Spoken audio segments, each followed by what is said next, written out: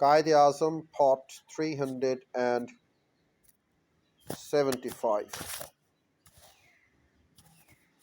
Well, East Bengal, Bangladesh now, being exactly that in the East, Pakistan naturally both rejects the aspects of its identity and yet revels in it too.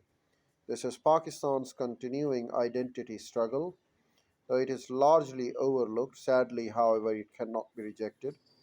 How possibly can the reality of the once geography be shed, sloughed off, or common historical past be totally erased, yanked out, and then do what with the gap left behind? There are other ideas of Pakistan, some have worked, others not. Pakistan aspired at one time to be the modern extension of Mughal dynasty, but such aspirations grossly misread both their present and and an historical reality.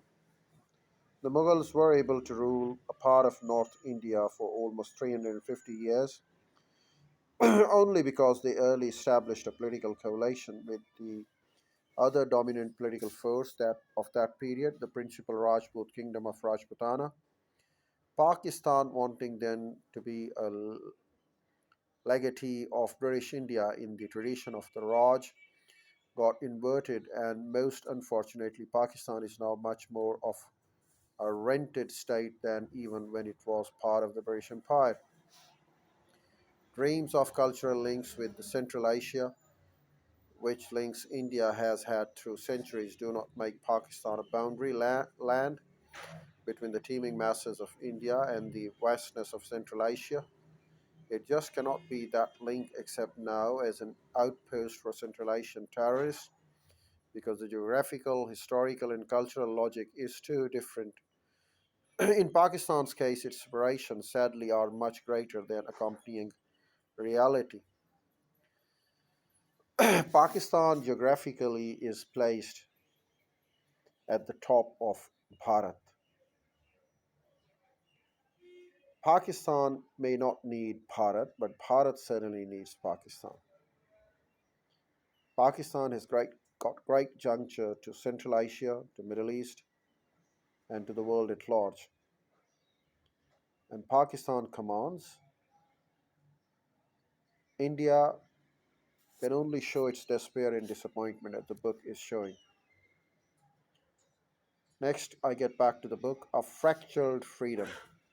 No matter how viewed, India's independence from the British Raj was beyond doubt a fractured freedom. Independence came to India and Pakistan in 1947, but accompanied by a cataclysmically violent, pain filled breakup of the land and its people. Then also occurs such an inhuman uprooting of the countless millions as had not ever been experienced. Even in this land of great tragic events, what had for centuries been their homes, these millions trudged their way across undrawn lines, mostly on foot, to a strange new land as refugees. What was left behind was bitterness and a deeply wounding trauma, which continues to torment the psyches of the successor countries till today. Amongst those very seriously troubled was Gandhi, who, in his sunset years, had begun to give an uncharacteristically pessimistic ruminations. I don't want to die a failure, but I may be a failure.